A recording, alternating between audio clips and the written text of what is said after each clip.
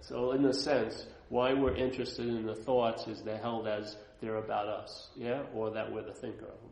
That's the bonding agent. It isn't the thought. The thought, because you can see if you and I had the same thought, its effects would be based on the condition of you and I. Yeah? It would be the same thought, but where the effect is triggered isn't from the thought, it's from the mind. If the thought's about me, it's going to have an impact. If that same thought is about you, I have immunity to it. Yeah? As soon as it becomes about me, that's the glue or the bondage to the identification as a self. Yeah? So in AA, you come in and you listen to people share. And again, most of the time you don't know what you're suffering from until it gets relieved. You really don't. Yeah? Because that's why you're suffering from it. You have no idea. You have no idea the condition you're in. That's why the condition is the one you're in. Seriously. So here you walk into AA and you're in a very strong sense of terminal uniqueness. You think no one thinks like you. No one feels like you, and no one has done the heinous things that you have done in situations in life, and you're not really sharing much with many people at the bar or the crack house. I'm not having deep. We're not doing inventories at the crack house. So you come in AA and people are sharing, and I'm sitting there, and it has nothing to do with you listening. Your ear's going to hear it because you're conscious, and your ear's open. So they're starting to talk about themselves and their day and how things are going. And so they share their thoughts and their feelings and their reactions to life. And after a few months of listening to a lot of people, I had to come to two conclusions. How did they get my thoughts? Or they're not my thoughts. Yeah? How did they get my feelings, these deep, terminally unique feelings? This Jamok just shared about it today, who I don't even relate to whatsoever. How did he get my feelings, And I thought I was the only person who ever did that. And I've heard 3 people in the one room share about doing the same thing. So what occurs is obviously they're not yours. Yeah? So then you suddenly start seeing alcoholism as almost like a foreign installment or as a parasite, and that all these people are different hosts for that parasite. I'm not saying you're a host. I'm saying that's the role that's played here. There's a host and then there's a mental parasite. And the alcoholism has us. So after a period of time, I realize a lot of people in the rooms I don't identify with at all, but I identify with what's taken them over. I definitely identify with that. Yes? Because I have lived the similar way they've lived. And I don't come from their area. I'm in a different total culture maybe. My social background's different. But the same installment that has had me has had them. So when they share about living under that tyranny, I identify with it. Because I've been living under that tyranny. Yeah? And that's when the first glimmer of possibilities start opening up. Because as soon as you can break that shell of terminal uniqueness where no one can understand you, therefore no one can help you, and this and that, that is like the hard shell of the parasitical movement. As soon as that opens up a little bit and you start listening to other people, what happens? Maybe it first springs forth as hope, yes? But after a short period of time, you come to believe that a power greater than yourself can finally relieve you of this thing. Yeah? And how can it relieve you of it? Because I heard a person say it at a meeting yesterday. And it's funny, because it sounds like they didn't miss much, but they missed a huge amount. They're talking about the hopeless state of mind and body, and that's not what is said in the foreword. It says it's a seemingly hopeless state of mind and body. Yeah? And this is what happens. People share, and they don't have it down right. And it conveys a whole different meaning than the other statement. If it was a hopeless state of mind and body, then all my fuck it and all my, I'm just going to get loaded as long as I can, was perfectly logical. Yeah? But it's a seemingly hopeless state of mind and body. That means it appears to be true or false to you. You have a big role in it. You have a big role in that thing being hopeless or not hopeless. You have a huge role in it. Yeah? So as soon as I could see, hey, this is a seemingly hopeless state of mind and body, then there's the possibility of recovery. Yes? A radical recovery. So first I started doing that for quite a while, and then I heard this little invitation. that you may not be that you call self. Yeah? This feeling, and it was more rooted in feeling, because many people talk about the ego as if it's like an arm, a mental arm that's representing them. But the real bondage is a feeling. It's a sense of being a self. There's a feeling to it, yeah? Because a feeling is much more convincing than a thought, yeah? So there's the thought of being a long-lasting, independent, separate entity, and it's wrapped with feeling.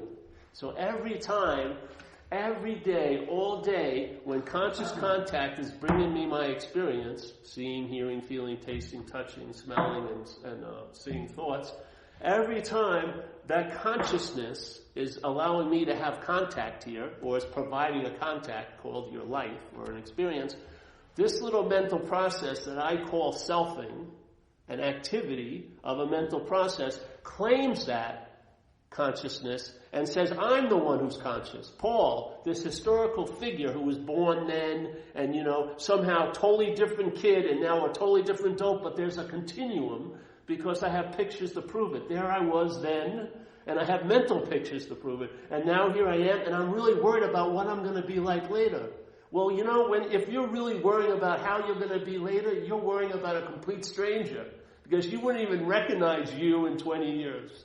You'll have a whole different personality and everything else. So the selfing is, okay, so hearing.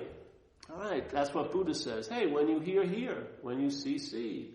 When you hear, hear. When you see, see. When you feel, feel. When you taste, taste. When you touch, touch. When you smell, smell. Very simple, yeah? But how is it that we travel during the day with all of this hearing, seeing, smelling? The emphasis doesn't go on the hearing, does it? It goes on the heard or the hearer. Yeah? I become the hearer, I become the seer, I become the feeler, I become the taster, I become the toucher, I become the thinker, which is an incredible leap. Yes? And therefore, the emphasis leaves the conscious contact, which is seeing, hearing, feeling, tasting, touching, like the event now, and the emphasis goes on the who and the what.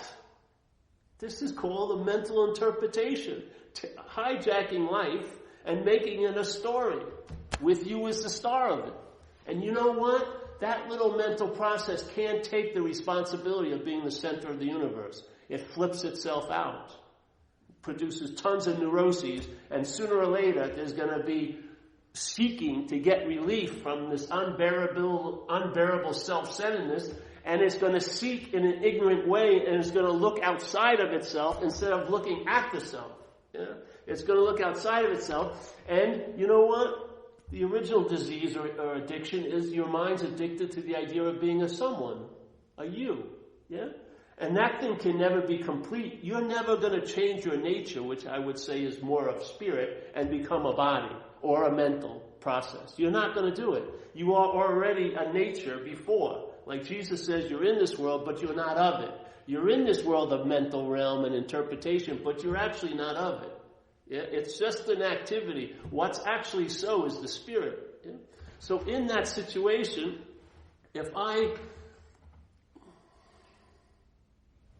with the selfing, if I see what's happening, the emphasis leaves the object and leaves the subject and now rests in the consciousness, the activity of being alive or the sense of beingness. Yeah? Not the sense of wasing and sense of willing, which is all mentally produced. Yeah? The feeling of what you were like is mentally produced, and the feeling about what you're gonna be like is all mentally produced. You cannot have it produced any other way, because all there is right now happening. Yeah?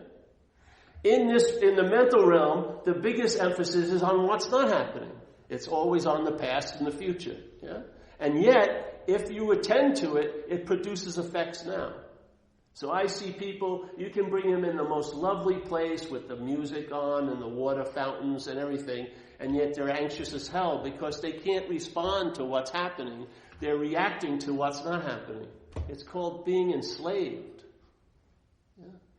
So for me, in this one particular aberration of self-centeredness called alcoholism, in the program of recovery, the program diminishes the mental state so that the other state, that's always so and always available becomes obvious, not to itself, but to you, to the mind. So the mind now entertains the possibility, not by, I am that truth, but I'm not that. See? If it starts going, I'm the truth, then it's going to be you thinking you're the truth.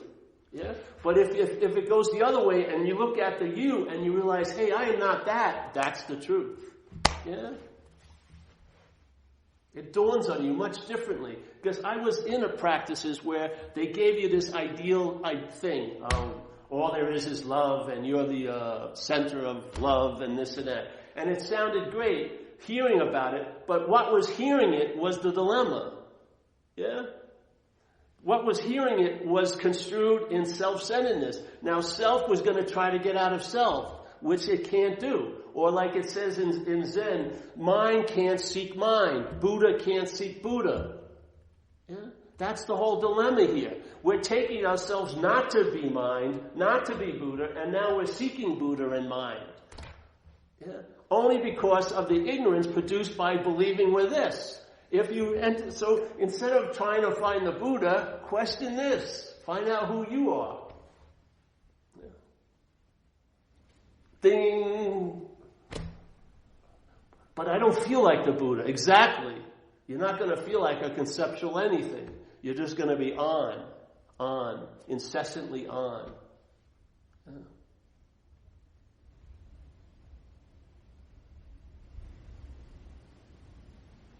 It's like, in a way, we used to always use this thing of, hey, you're a lion, just as an example. You're a lion.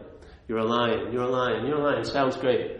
Okay, everyone's hearing it, and then here's the message. You're a lion. You're a lion. You're a lion. You're a lion. You're a lion. It hits the ear, and now, let's say this is the sheep ear. Now, the best it can do with that message is, I, as the sheep, can become like a lion. That's not the message. That's the dilemma with self-centeredness. Yes? The dilemma with self-centeredness is it's going to claim even its own absence.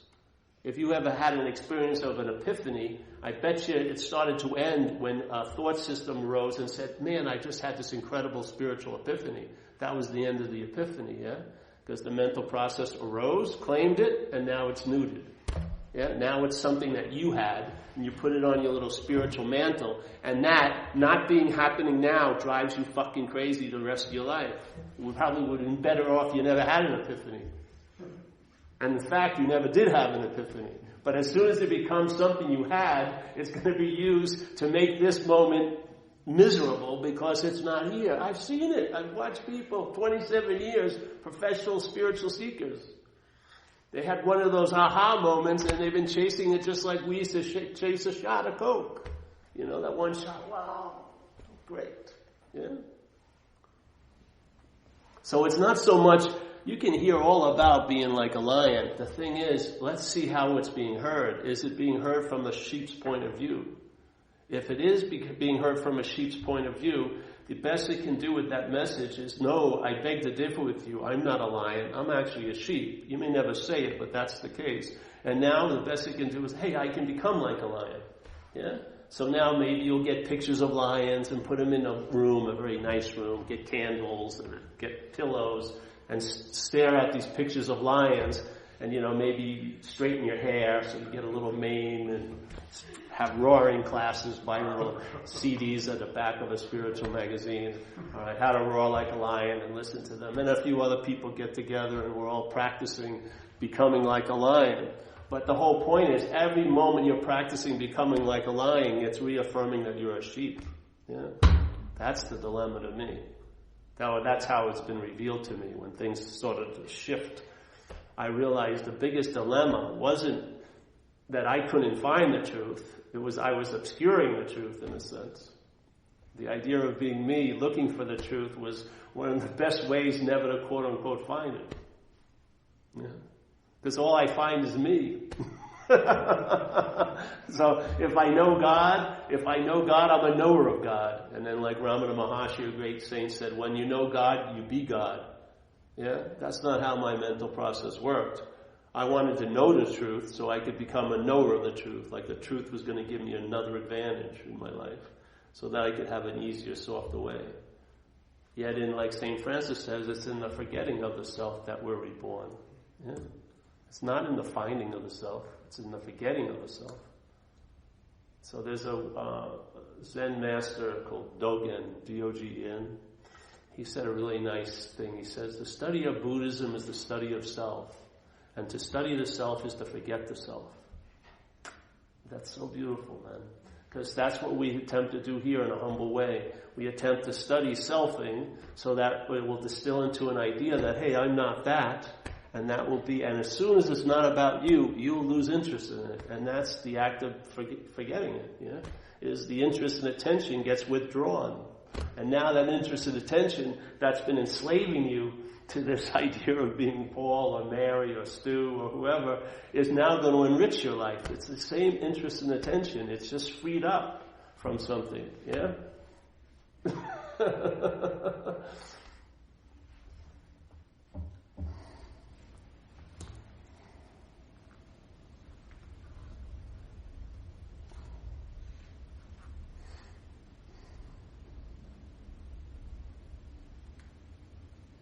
So if you sign up for a class that's going to last 2 years, how to lose obsession with self, that could be construed as obsession with self, right?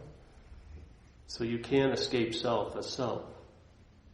You can't use the Buddha to find the Buddha. You can't use mind to find mind. Yeah? That's what really stills you. It really shuts off that whole... You know how agitated some days are, in the day? But basically our primary state in self-centeredness is agitation. Self-centeredness is self-seeking.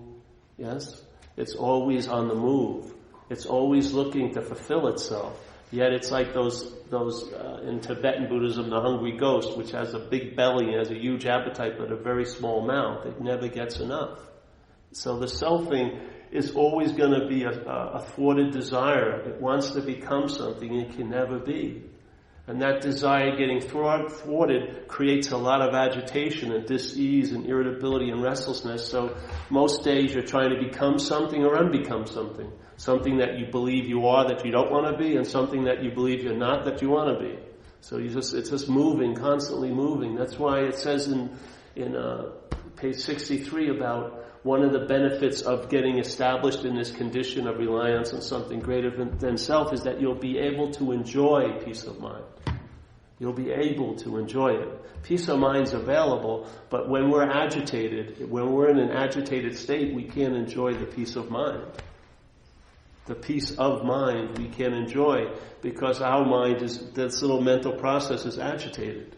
Yeah? When agitated meets peace, it worries that it's going to leave it soon or it's going to lose it. That's not peace, is it? No. So what happens is, when the ball drops and doesn't get picked up, you'll know something has occurred. And it will turn, for me, it's demonstrated as a traveling lighter over a long period of time now. Yeah?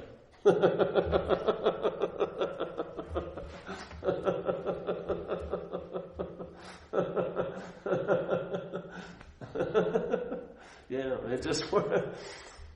And that's how you know the problem by the solution, really. If the solution starts activating, you'll now understand the problem.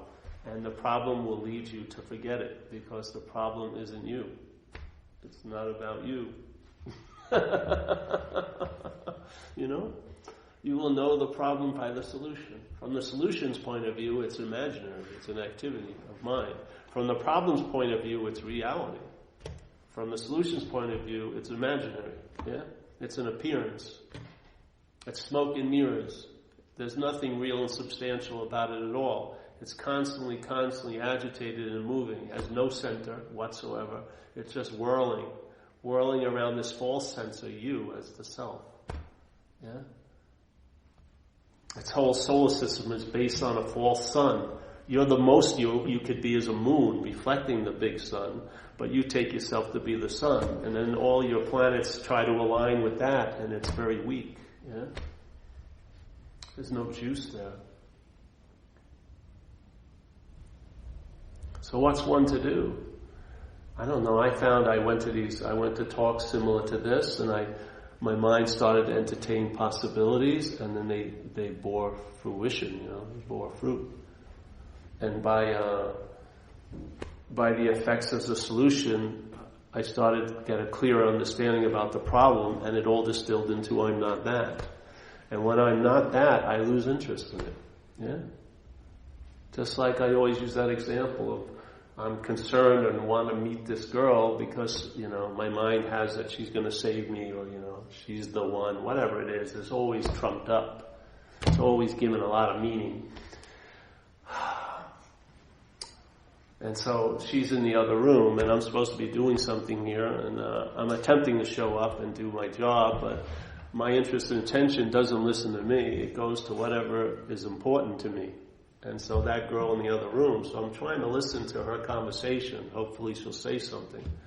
Yeah, because I don't actually want to ask her out without knowing, like, there's the bet is hedged, because I don't want to go through rejection, God forbid.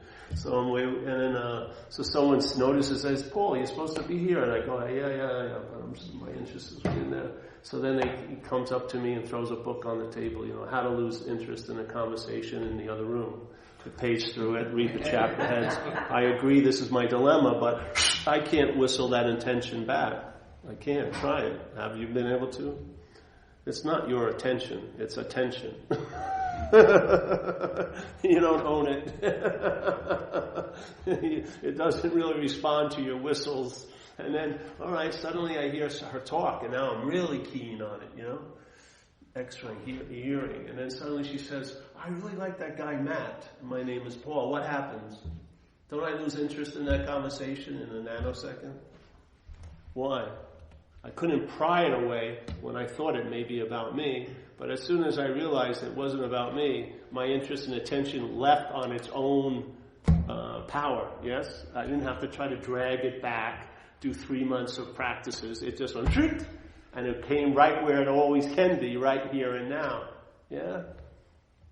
That's as simple as it is. That's the whole point. How can you forget the self unless you realize it's not you?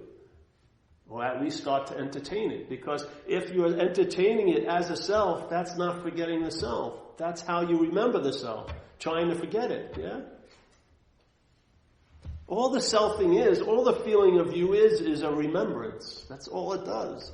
The mind, that's why it likes to think about the past and the future, because it can picture you there. Yeah? It can picture you. When the only way it can go that far into the past, it has to be drawn to the little honeypot. And the honeypot is this little image of you, because the mind is identified with that image as representing you. So it can go way back there. No one else could ever find that past. But your interest and attention will follow that line of thought, and bingo, hit you, and then thoughts will revolve around it, and you'll be obsessed about you. Yeah? Same thing in the future. No navigator could ever find where you go in the future in the mental realm. But the tethering, what is the anchor for all that interest and attention, thoughts that go to there, is the body. Yeah? That's how the thought system pictures you, as a body or having a body. That's its weather vane. That's its anchor. That's how it can obsess over you somewhere else at some other time. And why? Because it remembers you that way. You aren't here as how it's picturing you is not what we are. So it has to remember you for you to appear as this. Yeah? For you to take yourself to be a historical figure, you have to be remembered. Yeah?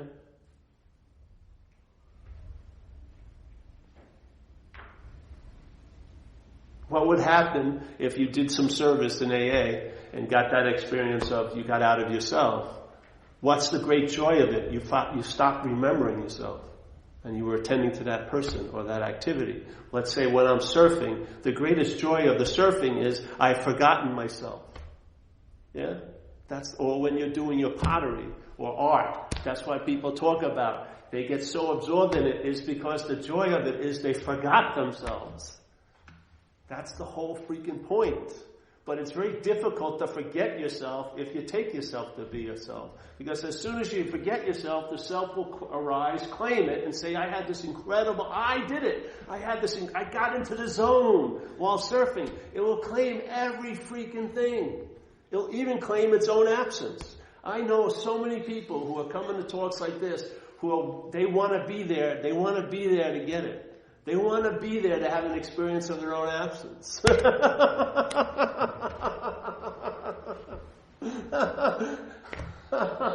That's how the mind grabs you. Now you're waiting for an imaginary destination. And all the while, what's looking is what you're looking for. But you're looking in time, back and forward. You're looking in the modality of doing and having.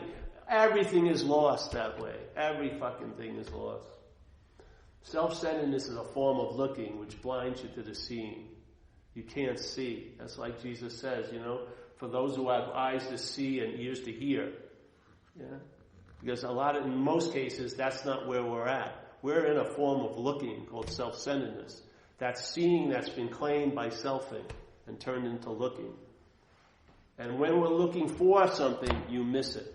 If you're looking for something, you're going to miss everything. Because you're going to be right in the space of everything while you're looking for what you're calling everything. Yeah? You'll miss it. It'll be like the open secret. It'll be the gateless gate.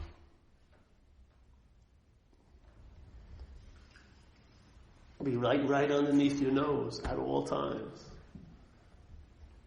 With no requirement necessary to meet it.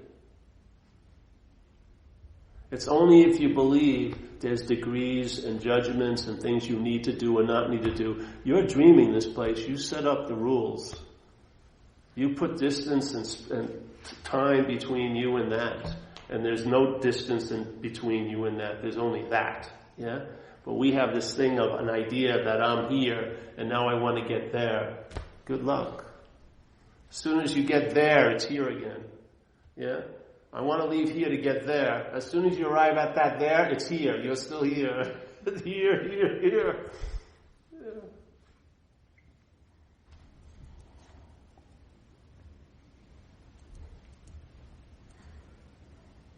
So what else can you say? It's just an invitation. If you entertain it, I have faith in mind. Mind has... The only dilemma I find in self-centeredness, your ability to entertain, the mind's ability to entertain, not your ability, the mind's ability to entertain has been severely saddled by the system it's engaged with, self-centeredness, yeah? So when you entertain being okay, it's usually a future event. Or you maybe have past ideas of when you were okay. But you're very rarely in the sense of okayness now, yeah? So okayness, which is quite available right now, is put into time. Yeah? And now you're seeking for that okayness, that which you already are. And I'll tell you, it's a one-trick pony. It just expounds on that one dilemma. It puts what you are outside of yourself, and now you're seeking for what you already are. It's the same principle. One example to millions and millions of examples. Whatever the mind can imagine, it can do. So you can be the source of happiness and have it be a woman, you think, and then you're with that woman for 3 years and not paying much attention to her at all. Then one day she decides to leave, and then suddenly she's the source of your happiness again. Yeah? It's funny how much you usually want things you don't have, yeah? What would the mind do with it if you had what you wanted? Exactly. The mind likes to have you sense that you need something you don't have. Why? Because that's how it remembers you. You get busy working towards it.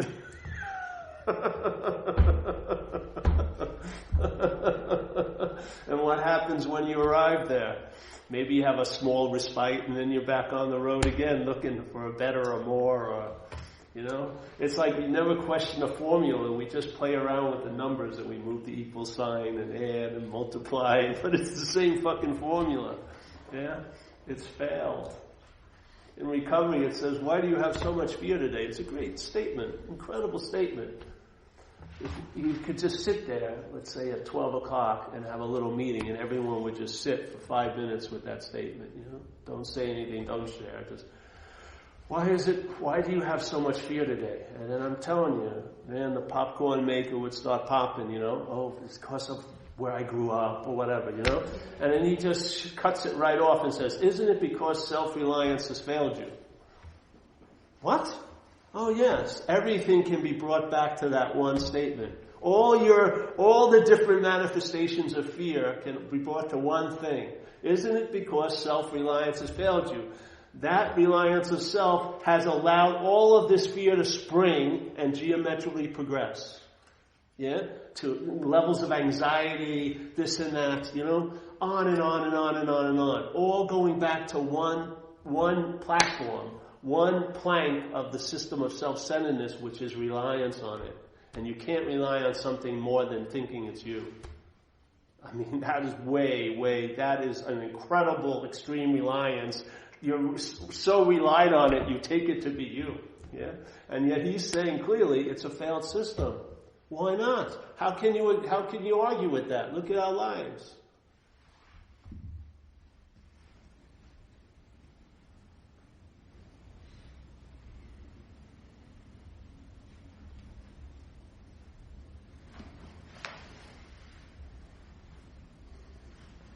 So if you have to prepare to enjoy peace of mind, that's the antithesis of peace of mind. Yeah? If you have to get ready to enjoy that which is always so, you've been injected into it again. Selfing has been once again injected into it. Yeah?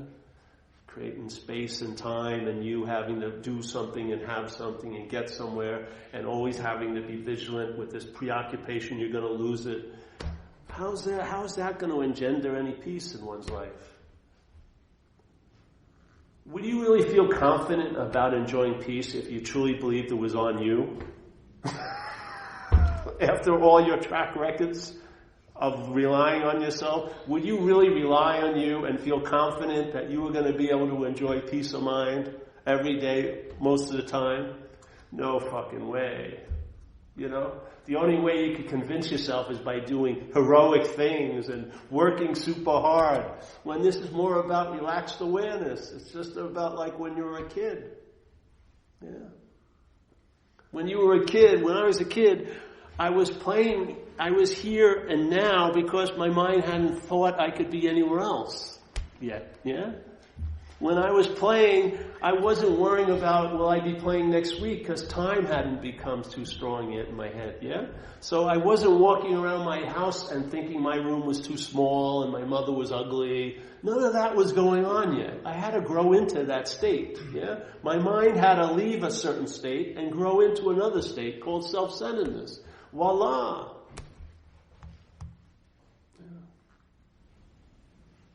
It's like we climbed up the ass of self and then we closed the door on ourselves. It's totally dark there. We can't see a fucking thing, but we think we know everything. Yeah?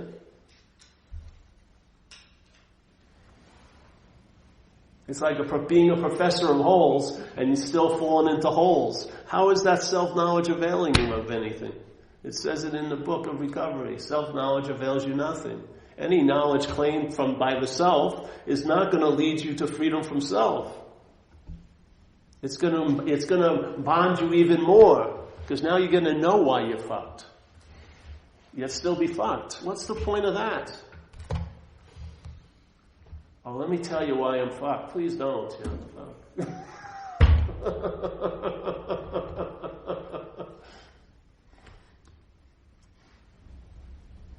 So what would happen if you realized that deeply that self is unreliable? Yeah? And maybe you heard an invitation that maybe there's a sense that a mental process presented an idea and that you're starting way past that idea took. You know what I mean? You're already absorbed in the idea of being a self. So why not, instead of trying to get back to where you think you were, let's say it's like a game board, and let's say square zero is that, spirit and stuff like that. Let's say when we were a kid, we were closer to the zero than we are seemingly now. Now, when selfing started getting dominant, we think we're on square 5, but we think that's the beginning square. Yeah? We very rarely question that I'm not Paul, We take that to be the square. Now the game, our mental game, starts at square 5, and therefore we think we know what the game's about, but it really truly doesn't make much sense to a lot of us. Yeah, we hit all the jackpots, but their effects seem to be short lasting. You know what I mean? They don't last that long, and I follow everything I was supposed to do, and when I got what I was supposed to get, it didn't translate into an ease and comfort. And there's all this speculation about the game, but the game doesn't start at square 5. It's 0. Yeah? Yeah. And self can't go back there. Self is only square 5. Yeah?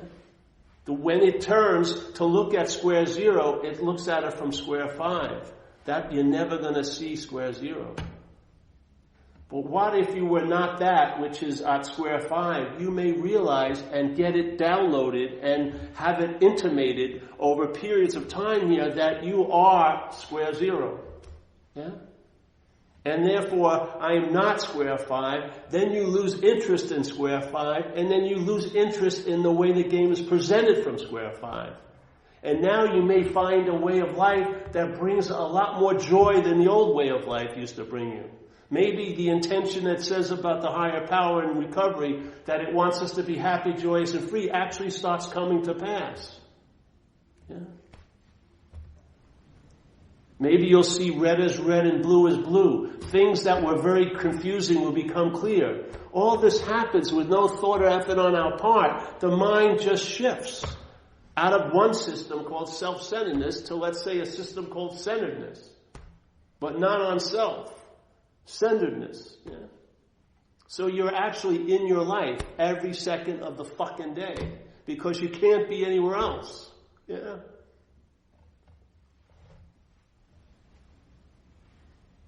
It brings something that you can't get in an interpretation. It brings like an elan vital, a sense of being alive. Yeah. Tactile feeling, a sense of presence. Or like it says in AA, you will feel that you'll now be able to sense, you'll have a conscious presence of that power. Exactly. And then it downloads, and things that used to make sense in a certain way get reconfigured. Yeah.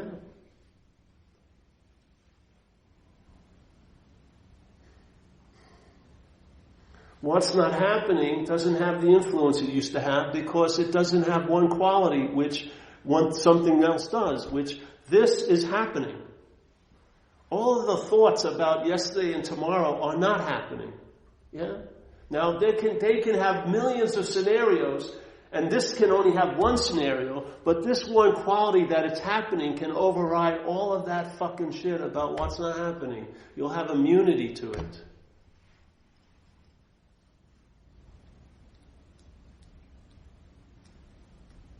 You'll be able to, the light that you are will outshine circumstances and situations. Instead of having your light, the little bit it shows up based on circumstances and situations, you now will outshine the circumstances and situations you're in.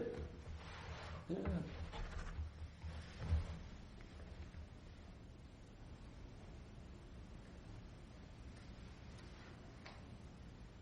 So we all have, a lot of us have lifestyles.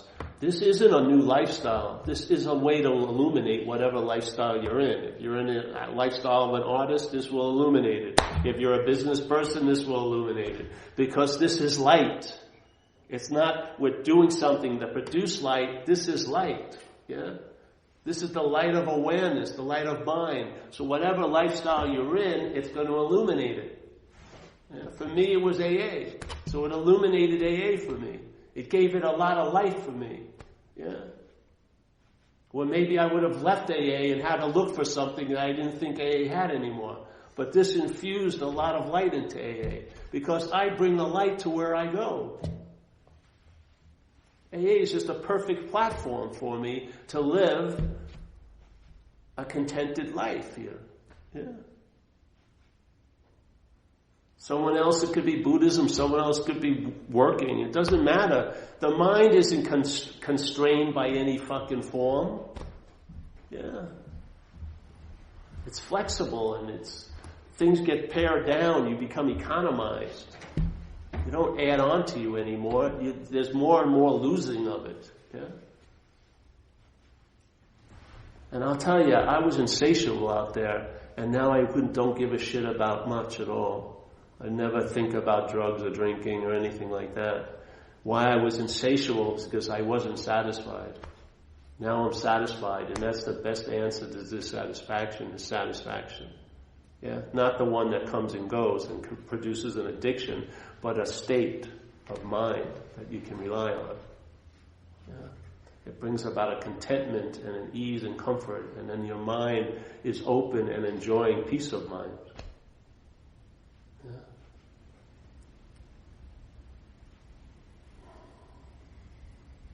And your life will demonstrate the difference when you start relying on something that's reliable, yeah? Instead of a crazy thought system.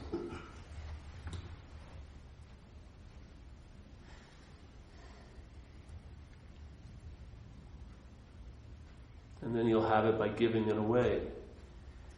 Yeah. It doesn't have to be any form that you give it away. You're giving it away. Yeah. That's what light does. It extends, It shines. Yeah. There's just the old modality. That was one of the biggest downloads I've had. The format that our minds work here is already failed. We start from an incredible assumption, and that assumption, it geometrically progresses into an incredible, insane situation. Yeah? I mean, really, if you took a stock of your day in your head and you noticed it over time, you'd see that the thought system values past and future more than now. Don't you think that's insane? That I would listen to a station playing all day that's always playing golden oldies and then projecting them as golden newies, but never about now. And then the people that are in that state, they're the ones who are most afraid of dying. Yeah. They're totally scared of dying, but in a sense they're not living. That's why they're so afraid of dying. They think they need more time. They need more chances. Yeah. But someone who I feel, if you meet people that are really here, they're not afraid of dying at all. They've died actually, in a sense, They're brazenly alive.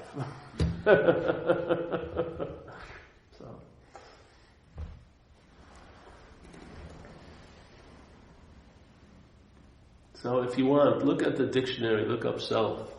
See the word self, then there's a hyphen, and there's about 90-something qualities after it. And then maybe as fun, total up.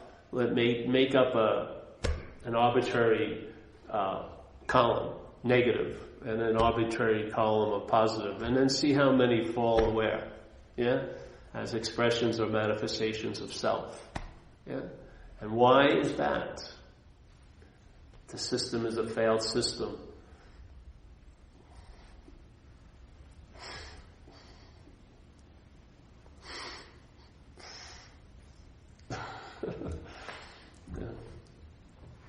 Don't you remember in the book, being convinced that self manifested in various ways, yeah? Check out some of its various ways. Look at the dictionary. They'll give you a little bit of it. Now, you take those ways, and give it time, and give it space, it's going to progress, geometrically progress. What starts out as a little thing turns into neuroses after a while, yes? These little possibilities get to grow, and they get to express here, and they manifest. Yeah? And yet, if you follow it back to the horn that's playing them, I would say it's where you're sitting. Yeah?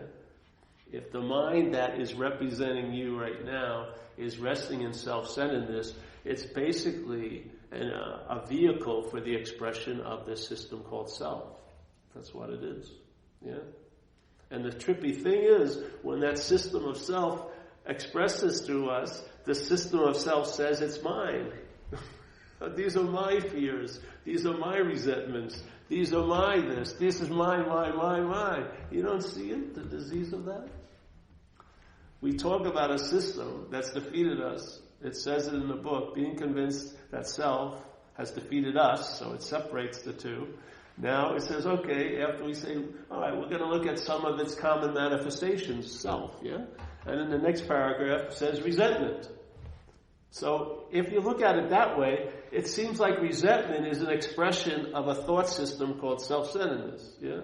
If the mind is captured by that thought system, it's going to perceive things as threats here. And it's going to remember things that are going to bring it into this realm of the past when it got slighted or hurt before. And basically so that you're remembered. That's what the resentment does. You re-feel something and it remembers you. Yeah?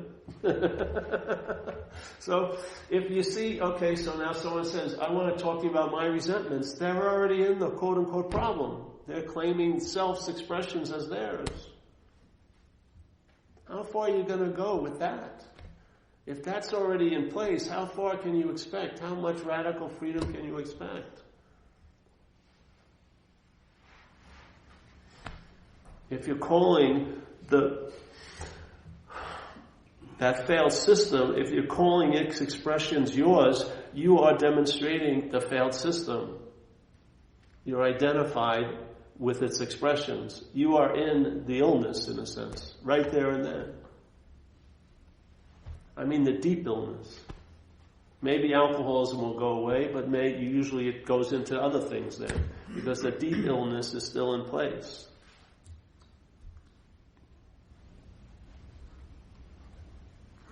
You know, porno or this, shopping or eating or sex, whatever. It's like, someone said, it's like water. It's just going to keep seeking its level, yeah? Just going to go. If any conditions are ripe, it's going to come through. It's going to come through. Well, I think all of those expressions and manifestations of self get their moment in the sun by us as the doorway. By us being identified as that self, we allow self to manifest through this opportunity. Yeah? And we work on all of its expressions as ours. Yeah? How easy is it for you to say goodbye to a kid if you think it's yours? Yeah? How easy is it going to be for you to say goodbye to fear if you think it's your fear? How easy is it really going to be for you to give up resentments if they're yours? Yes? There's an identification, there's a claiming, and what you have has you. What you own owns you. What you claim claims you. Yes?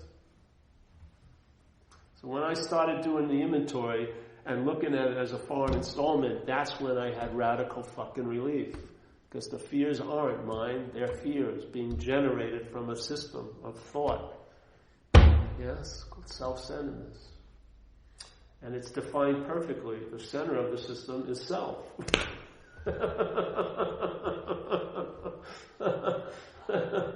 So if you don't, and usually you won't know if you're identified as self. You really won't until you're not, and then you'll know it was there.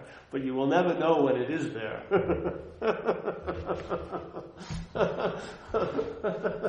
So if you're not, then self's going to try to get out of self, which is it's like those Chinese thumb torture, you know, you're going to be, yeah. I don't know, this cleared up a lot of stuff when I heard this, about 11 years of sobriety. Got to 24 now, I think. Yeah, it just shifted everything for me, because I felt like I got to the root of the problem, which is identification as self. The obsession with self is what the mind does to keep the identification in place. It has to, because it's not a natural bonding. Yeah? You bonded to the idea of being a self is not natural. It needs, a glue has to be applied all day. Yeah? And that's the thought system. That's what it's doing. The I, me, my. It's applying the glue so that your mind will be bonded to the idea of being a body. A long-lasting, independent, separate entity. Yeah? It can't be so it has to appear to be so. And for that to continue, there's got to be a lot of glue. That's why you have like 70,000 thoughts a day going up there. You don't need them to do your job. They're doing their job of their own. They're reinforcing and supporting the idea of being a self. Yeah. Really, 70,000 thoughts. That's some research says even more. There's 70,000 thoughts passing through this noggin every day, seemingly. I mean, I'm a house painter. I needed maybe 12 thoughts to do a job, Like a thought around 12 o'clock, I'm hungry. Okay, go eat, and finish, Usually I was usually confronted with 4 walls and a ceiling. It wasn't, this is a new challenge for me. No, it was basically the same thing. What were the 69,984 thoughts doing other than that? They were up to something. Gluing my mind to the idea of being this little action figure that my mind is totally concerned about. Why is it so concerned about? If I was really so, I probably would have an ease and comfort being so. Why is it that everything has to be reviewed and thought about? Because we're stuck into a mental realm. We need fucking relief. Yeah. So some people go through the physical, but the mind will claim that, and hopefully if the mental realm gets diminished, the quote unquote spiritual realm will become obvious, to you. It doesn't mean shit if it's obvious. It means a whole lot if it's to you. Yeah?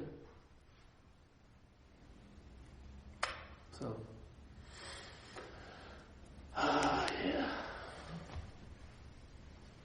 see, we have to have these meetings because I like hearing this message. I do. So I haven't missed a meeting yet. 20 years, 19 years. I like it. I like the repetition. Yeah. It's like using the poison of this place as an antidote. Because that's what happens. That's how we get into these habits of mental grooves. It's repetition. The mind keeps saying, you're a loser, you're a loser, you're a loser, you're a loser. A few people sprinkle there, you're a loser and that's all you need. And then it's like you're convicted of that thing and now you're trying not to be that the rest of your days, which is all selfing, isn't it?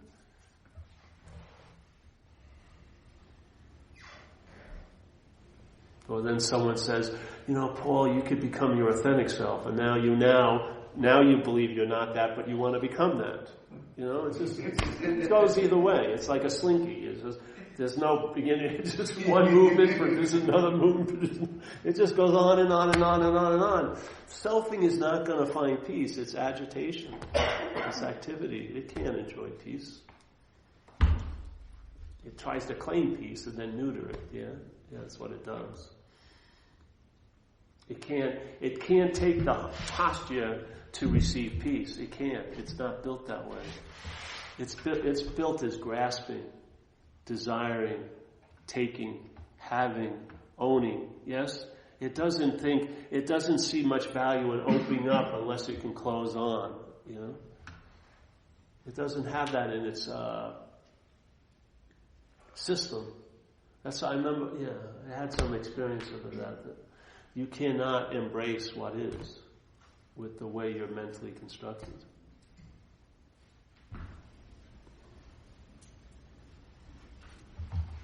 You just can't. So, that's it. Any questions tonight? No.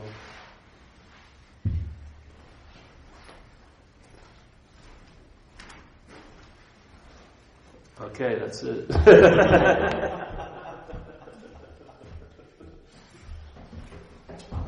I'll see you.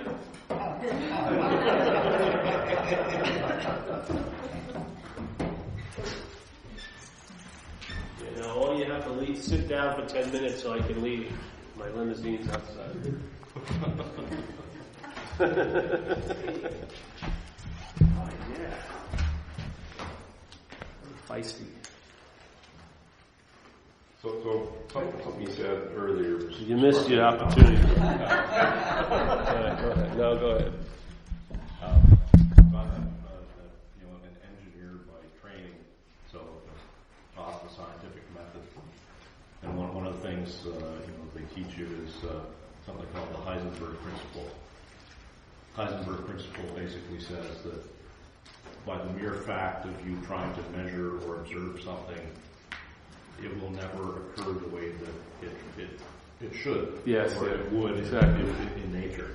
Yes. So the fact that you're trying to observe something or trying to measure something, by the mere fact of doing that, will cause it to be not what it is. Exactly. It takes form based on your own mind in a way. That's why in Course in Miracles they talk about we're the dreamers of the dream. Yeah, you and I are dreaming this dream. We forgot that we dreamt it, and we've given everything we've dreamt all the power to affect us. Yeah, that's the whole situation here, right? So it says, you and I are the dreamer of this dream.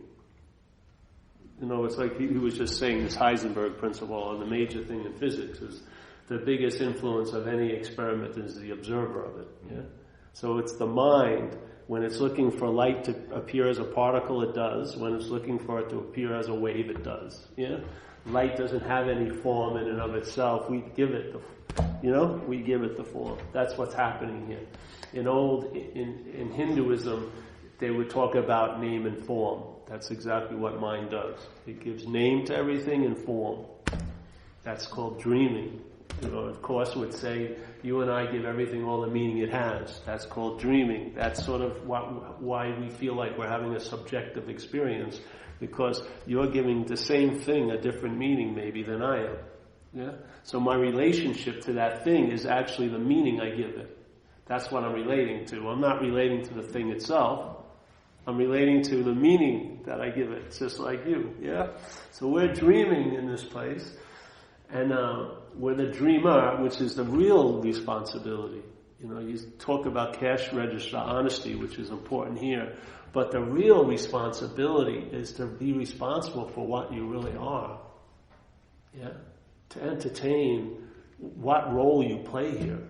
It's a huge role. Yeah? So here we are, we're dreaming this, but we forgot we're the dreamer. And by our forgetting we're the dreamer, we've given everything we've dreamt all the power to affect us. Yeah, it's a pretty damn good explanation about what's happening here. And it's like a one sentence in the Course in Miracles. I love those.